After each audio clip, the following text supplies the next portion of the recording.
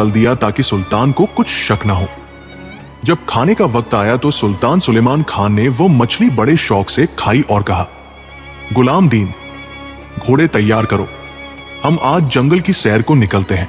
दोनों अपने घोड़ों पर सवार होकर निकले।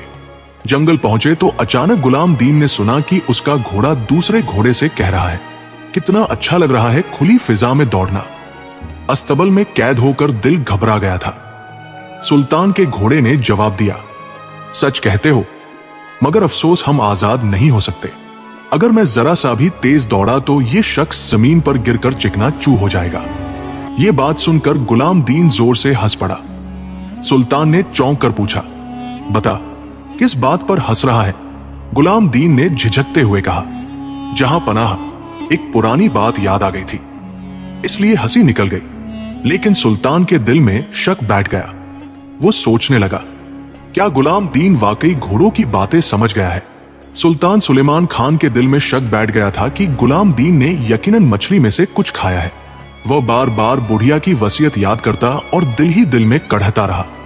जब दोनों वापस महल पहुंचे तो सुल्तान ने गुलाम दीन को हुक्म दिया, खाने की तैयारी करो और मेरे करीब खड़े होकर यह पानी का प्याला थामे रखो जब तक मैं खा न लूं। गुलाम दीन खामोशी से हुक्म बजा लाया। उसी दौरान दो परिंदे महल के हॉल में आ घुसे। उनमें से एक की चोंच में सुनहरी बाल की एक लट थी। वो दूसरे परिंदे से बोला, ये देख, ये बाल उस शहजादी का है जिसके बाल सोने जैसे हैं। दूसरा परिंदा वो लट छीनने लगा, मगर वो हाथ से छूटकर जमीन पर गिरी और ऐसी आवाज निकली जैसे कोई सोने का सिक्का गिरा हो। गुलाम दीन के हाथ से पानी का प्याला छूट गया और वो हड़बड़ाकर पीछे हट गया। सुल्तान ने तेज निगाहों से उसे घूरा और कहा, अब न इनकार कर सकता है न बच सकता है। तूने जरूर मछली खाई है, वरना परिंदों की बातें कैसे समझ सकता है? गुलाम दीन कांपता हुआ जमीन पर गिर गया और हाथ जोड़कर माफी मांगने लगा।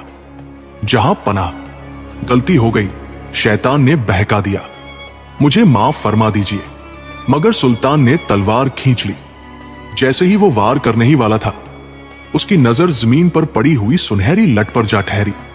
वो रुक गया, चौंक कर उसे उठाया और रोशनी की तरफ देखा। वह बाल सूरज की किरणों की तरह जगमगा रहा था।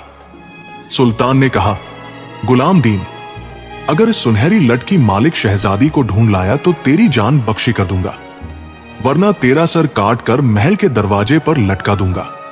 गुलाम दीन मजबूरन उठा, सुल्तान से कुछ ज़ादरा और अशरफिया ली, घोड़े पर सवार हुआ और सफर पर निकल खड़ा हुआ। वह दिन रात वादियों, सहराओं